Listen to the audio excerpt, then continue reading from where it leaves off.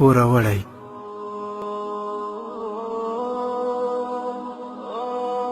یو سړی چې ډېر زیات پوروړی و، پور یې 1500 دینارو ته ورسید، نو د خلکو لخوا ډېر ځورول کېده، ځکه چې د پور د ورکړې وخت یې پوره و، خو د ده سره 1 دینار هم نه و. له خلکو څخه ډېر تنګ شو او له ډېرې مجبورۍ څخه یوه ورځ یو مشهور تاجر ته ولاړ او خپله کیسه یې ورته وکړه. تاجر 1500 دیناره ورکړل او نیټه یې ورسره وټاکله چې په پلانکۍ نیټه به د تاجر پور بیرته ورکوي. سړي دا 1500 دینار په هغو خلکو وویشل چې ده ترې پور اخیستی و. د وخت په تېرېدو سره د تاجر د پور نیټه هم راورسېده. تاجر هم له پوروړي څخه په داسې حال کې خپل پور وغوښت چې نوموړی په بد حال او 1 دینار هم ورسره نه و. سړي ورته وویل زه خو هیڅ هم نه لرم، لږ نور وخت هم راکړه. خو تاجر ورسره ونه منله او خبره آن تر قاضي پورې ورسېده. کله چې قاضي د دوی موضوع واورېده نو پوروړي ته یې د بند سزا وټاکله او ورته یې وویل چې ته به تر هغې بندي کېږې چې تر څو پورې دې د تاجر پور نه وي ورکړی. پوروړي ورسره ومنله، خو قاضي ته یې وویل که نن شپه کور ته د تللو اجازه راکړې تر څو خپل ماشومان وګورم، سهار ته به زه پخپله بیرته راشم. قاضي ورته وویل سمه ده، خو څه ضمانت به راکوې چې ته به سبا بیرته راځې؟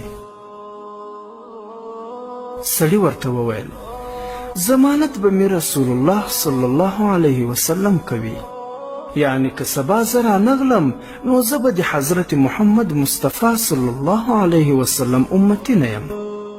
قاضي له لږ ځنډ وروسته ورسره ومنله. سړی کور ته ولاړ. کله چې کور ته ورسید خپلې ښځې ته یې ټوله کیسه وکړه او ورته یې وویل چې نن مې در سره آخري شپه ده او سبا به زه بندي کېږم. ښځې یې ورته وویل چې ته نن شپه قاضي په څه ضمانت را پرېښودې؟ سړي ورته وویل چې د نبي علیه الصلاة وسلام په ضمانت یې را پرېښودم. ښځه یې په ټوله کیسه پوه کړه. دا چې ښځه یې ډېره دینداره او نیکه ښځه وه نو خپل خاوند ته یې وویل راځه نن ټوله شپه زه او ته په ویښه تېروو او پر حضرت محمد مصطفی صلی الله علیه وسلم به درود شریف وایو. سړي ورسره ومنله او دواړو په درود ویلو پیل وکړ. د شپې په وروستۍ برخه کې په سړي خوب غالبه شو او په درود ویلو کې ویده شو.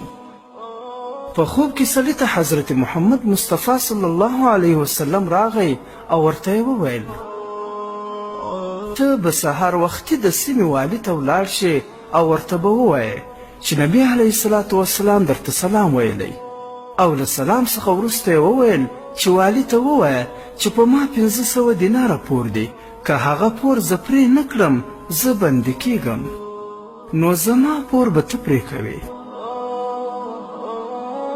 او که والي درته وویل چې زه څنګه تاریختونه یې وبولم نو ته به ورته ووایې چې ته هره شپه په رسول الله صلی الله علیه وسلم 1000 ځله درود شریف وایې او تېره شپه پکې خطا شوی یې، خو ستا درود رسول الله صلی الله علیه وسلم ته پوره رسېدلی دی. کله چې سړی له خوبه راویښ شو نو په ډېره بیړه والي ته ولاړ او د خپل خوب ټوله کیسه یې ورته وکړه. والي ورته وویل زه څنګه تاریختونه یې وبولم؟ سړي ورته وویل ته هره شپه په رسول الله صلی الله علیه وسلم 1000 ځله درود شریف وایې، خو تېره شپه یې په حساب کې غلط شوی یې، خو نبي علیه الصلاة وسلام وفرمایل چې ستا درود پوره را رسېدلی دی. والي راولاړ شو، سړی یې په غېږ کې ونیوه او په مخ یې ښکل کړ. 1500 دینارې د پور ورکړل او 1500 دینارې نور هم داسې ورکړل. سړی ډېر خوشحاله شو او د قاضي په لور روان شو. کله چې د قاضي دفتر ته ننوت قاضي د سړي په لیدلو راپورته شو. سړی یې په غېږ کې ونیوه، په مخ یې ښکل کړ او ورته یې وویل ای بختور سړیه، ما ته بېګا ستا له برکته رسول الله صلی الله علیه وسلم په خوب کې راغی او راته یې وویل چې د دې سړي پور به خامخا ته پرې کوې. قاضي 1500 دینار د تاجر د پور لپاره ورکړل. او 500 نور یې هم داسې ورکړل. له لږ ځنډ څخه وروسته تاجر راغی. تاجر چې کله دا سړی ولید هغه هم په غېږ کې ونیوه او ښکل یې کړ. تاجر هم ورته وویل چې ستا له برکته مې بېګا شپه نبي علیه الصلاة وسلام په خوب کې ولید او راته یې وویل چې ده ته به پور پرېږدې. تاجر هم خپل پور ورته پرېښود او 500 دینارې نور هم سړي ته ورکړل. عبرت ګرانو ورونو او خویندو، تاسې واورېدل چې یو پوروړی د درود شریف ویلو په خاطر الله جل جلاله څومره ونازوه. او درود شریف ویل ډېر ستر عمل دی. عجیبه خبر خو دا ده چې الله تعالی او د هغه فرشتې هم په حضرت محمد مصطفی صلی الله علیه وسلم درود وایي.